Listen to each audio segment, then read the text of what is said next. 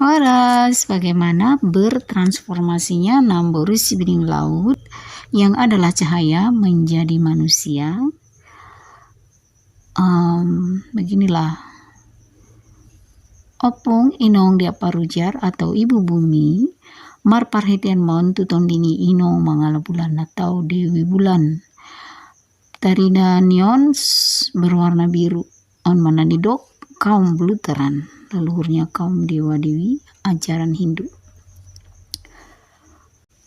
Opung mula jadi nabolon, mar parhatian mon tu si baso nabolon, atau si manuk patia raja, atau kalau orang luar negeri bilang dewa Hades atau dewa kematian.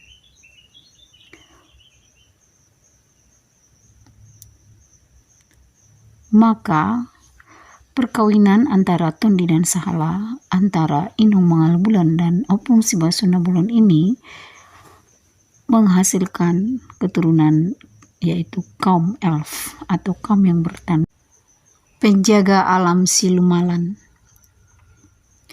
Namboru ini juga bermarkas di Samudra Selatan, benua Australia, yang dipimpin oleh Ratu Pantai Selatan. Nah, Namboru si bening laut menemukan kesempurnaan wujud manusianya dalam Ratu Pantai Selatan. Tondi Namboru si bening laut ini tarida songon helai cahaya, songon rambut-rambut bercahaya, songon cumi-cumi, on mana kemudian menempel di kepala naga manusia. Naga inilah yang menjadi kundalini atau pineal gland.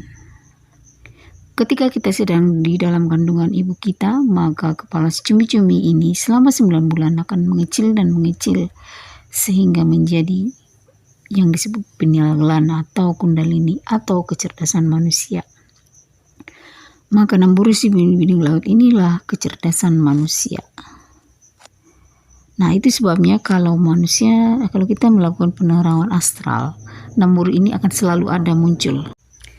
Si detektif astral kan terheran-heran, kemana-mana kami melakukan penerawangan astral selalu nampak Namboru ini. Mereka bilang Namboru itu si ijo-ijo. Ya iyalah, karena beliaulah sumber kecerdasan manusia, pineal gland manusia atau kundalini. Ya sudah jelas beliau akan selalu nampak di mana-mana kita melakukan penerawangan. Horas.